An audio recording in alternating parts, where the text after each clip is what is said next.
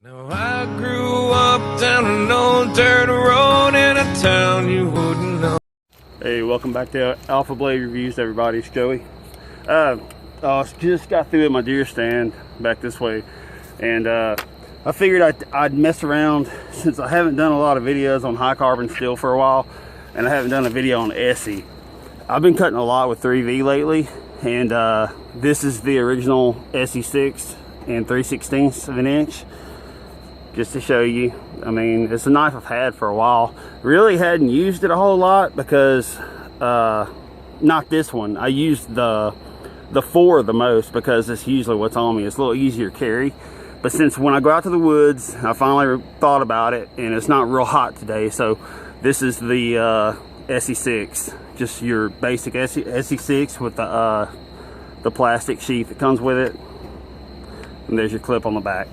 Okay, so all I'm really going to do is do kind of like stuff, if you were to make tent pegs or whatever. Really, I can just make spikes and stick them into the ground and hammer them into the ground, you know, if need be, because those tent pegs really do rust with the ground blinds and stuff really fast, and after a couple seasons they're prone to break.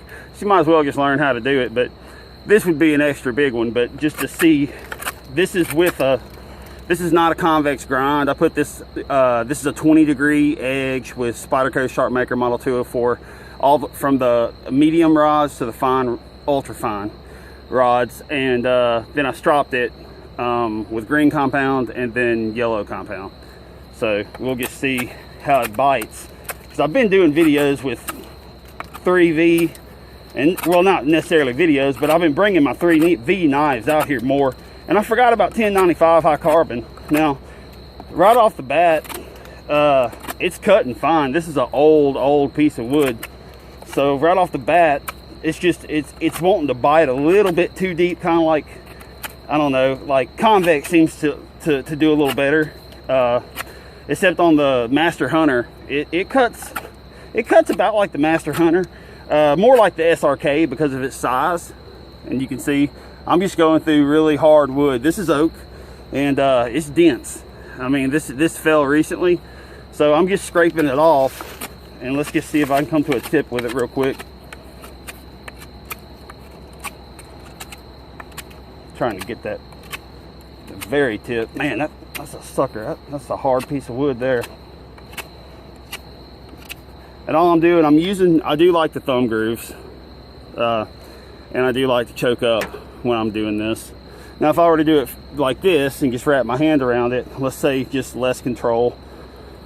Let's start from the back. I know most people do it to chop, but I'm gonna hold it like this and not choke up in the finger tool. So let's see if it's any different. Really, I feel a little more power. I feel a little more power every time the knife slides down the wood. It's still biting the same. It's encouraging me to use more of the base of the knife than the end, which is a good thing, for various reasons, in my personal experience anyway. Yeah, I think I like this grip better than choking up for a real tough piece of wood. Just get right here at the base of the very base of your knife blade. I hope this is all picking up. Maybe change the angle.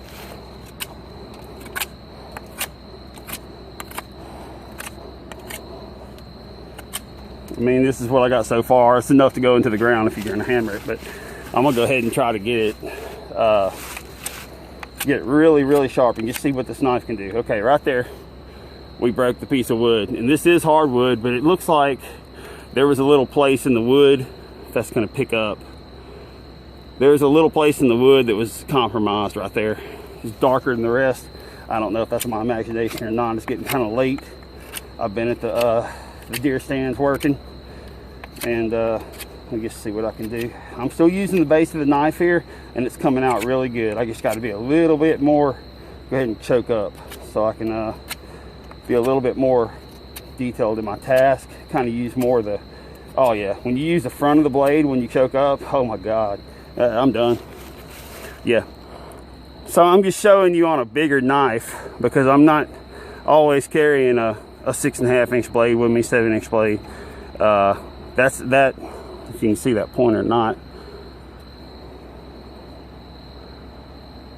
it's better than it looks. I mean, it pokes the crap out of my hand.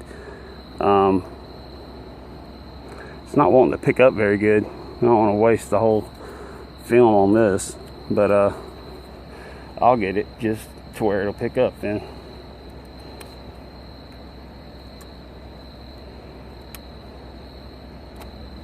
I see why.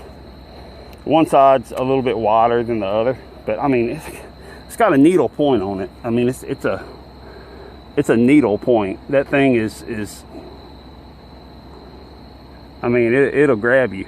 It'll stick. But anyway, I just wanted to compare that. You know, I should have had one of my CPM3V knives. I have the 3V and the SRK. I'm gonna do a tabletop on it, and perhaps we'll compare the 3V to the 1095 in ESEE, since they say they have such a great heat treatment and everything. I think 3V, I know it's tougher, and they say it holds an edge longer, and I like 3V better, but I haven't really compared 3V to ESEE in particular.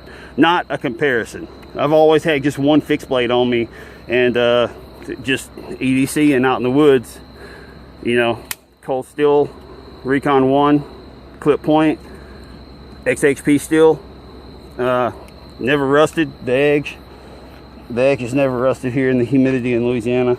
And then my other EDC, I always carry two, and this one's a little slimmer line because I like to carry my phone in my left pocket, so I pick a slimmer knife to go in there. And that's the Spyderco Indira 4. This has been out forever.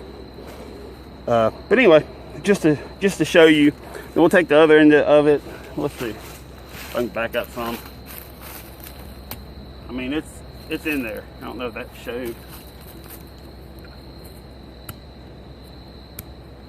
But anyway, this is real hard, dry ground right here. It hadn't rained out here in about a month, but you get what I'm trying to say.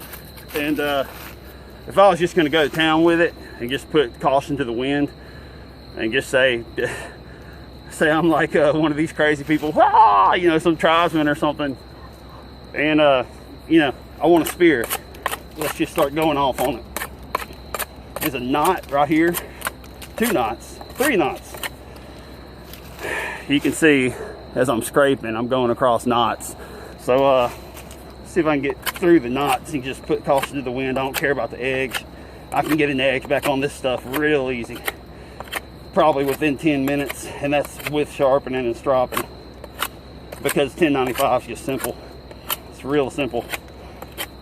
I just hadn't done enough videos lately, y'all. I'm just trying to show some knives that I've had for a while that I actually do bring out with me, or I used to more, but this one not in particular.